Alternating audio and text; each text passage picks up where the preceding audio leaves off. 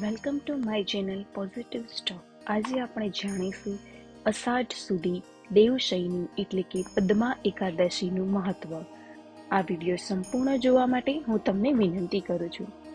અષાઢ સુધી દેવશયની એટલે કે પદ્મા એકાદશીના વ્રતની પવિત્ર કથા યુધિષ્ઠિરને સંભળાવતા શ્રી કૃષ્ણ પ્રભુ કહે છે કે બ્રહ્માજીએ નારદજીને આ એકાદશીના વ્રતના મહિમાની કથા કહેલી. બ્રહ્માજી કહે છે કે હે નારદ, સઘળા પાપો દૂર કરવા માટે પદ્મા એકાદશીનું વ્રત અવશ્ય કરવું. બ્રહ્માંડ પુરાણમાં કહેલ આ વ્રતના મહિમાની કથા તને કહું છું, જે સાંભળવાથી પાપનો પણ નાશ થાય છે. માંધતા નામના સૂર્યવંશી પ્રતાપી ચક્રવર્તી રાજા હતા. ધર્મ રાજ્યથી કરતા, પ્રજાનું પાલન કરતા તેના રાજ્યમાં સઘળી પ્રજા સર્વ રીતે સુખી હતી. એક સમયે એના રાજ્યમાં 3 વર્ષ સુધી વરસાદ વરસ્યો નહીં. તેથી પ્રજા ભૂખે મરવા લાગી, દુઃખી થવા લાગી અને રાજા પાસે આવીને કહ્યું કે હે મહારાજ, અન્ન વિના પ્રજા દુઃખી છે, માટે કંઈક ઉપાય કરો. રાજા કહે, હું પણ જાણું છું, પ્રજાનું દુઃખ મારા ધ્યાનમાં છે, નિસુખ થાય એના પ્રયત્ન કરું છું.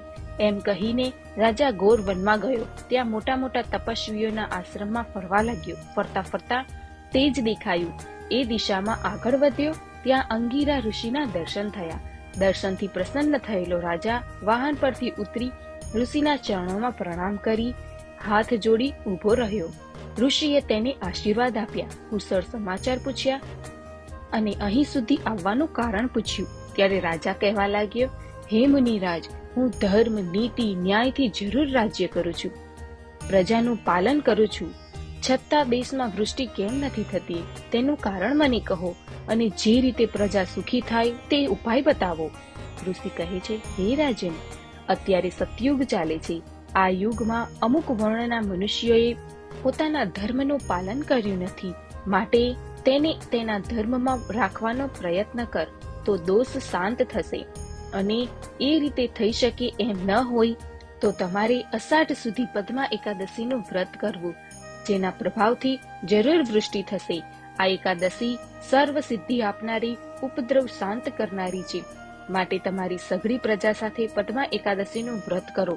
ઋષિને પ્રણામ કરી રાજા પોતાના ઘેર પાછો આવ્યો અને અષાઢ મહિનાની એકાદશી આવી ત્યારે રાજાએ સર્વ પ્રજાની સાથે મળીને આ એકાદશીનું વ્રત કર્યું. તેથી તેના દેશમાં વૃષ્ટિ થઈ, ખૂબ જ અનાજ પાક્યું, જય જયકાર થઈ ગયો. ભગવાનની કૃપાથી પ્રજા સુખી થઈ ગઈ. માટે સહુ મનુષ્યોએ ભોગ, મોક્ષ ને સુખ આપનાર આ એકાદશીનું વ્રત અવશ્ય કરવું. આ એકાદશીનું નામ દેવશયની એકાદશી પણ છે. આ દિવસથી ચાતુર્માસ પ્રારંભ થાય છે. તેથી સૌ મનુષ્યોએ ચાતુર્માસના વિશેષ નિયમ લેવા. ભવિષ્ય પુરાણમાં ચાતુર્માસના વિશેષ નિયમોનું ખૂબ જ વિસ્તારથી વર્ણન કરેલ છે. ભગવાનની પૂજા કરી હાથ જોડીને પ્રાર્થના કરવી, હે પ્રભુ, ચાતુર્માસના 4 માસ પછી આપ જાગશો ત્યાં સુધી હું પવિત્ર નિયમો લઈશ. નિયમ પાળવામાં મને વિઘ્ન ના આવે તેવી કૃપા કરજો.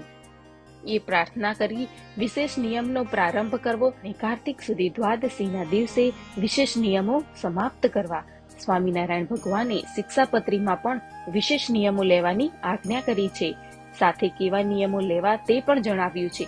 ભગવાનની કથા સાંભળવી, કથા વાંચવી, ભગવાનના કીર્તન ગાવા, મહાપૂજા કરવી, માળા ફેરવવી, ભગવાનના સ્તોત્રનો પાઠ કરવો, પ્રદક્ષિણા કરવી અને સાષ્ટાંગ પ્રણામ કરવા. આ 8 નિયમો સ્વામિનારાયણ ભગવાને અતિ પ્રિય છે. એમાંથી કોઈ પણ એક નિયમ ચાતુર્માસમાં ભક્તિભાવપૂર્વક ધારણ કરવો, એમ સ્વામિનારાયણ ભગવાને કહ્યું છે. સતાનંદ સ્વામીએ શિક્ષાપત્રી ભાષ્યમાં વિશેષ નિયમોનું વિસ્તારથી વર્ણન કર્યું છે. સત્સંગી જીવનમાં પણ ચાતુર્માસના વિશેષ નિયમોનું વર્ણન કરેલ છે.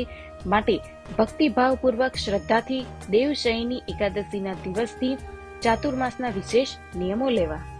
મારી આ વિડીયો જોવા બદલ તમારો ખૂબ ખૂબ આભાર અને અનેક આવી ધાર્મિક વિડીયો જોવા માટે મારી યુટ્યુબ ચેનલને સબસ્ક્રાઇબ કરવા વિનંતી અને બીજાને શેર કરવા વિનંતી.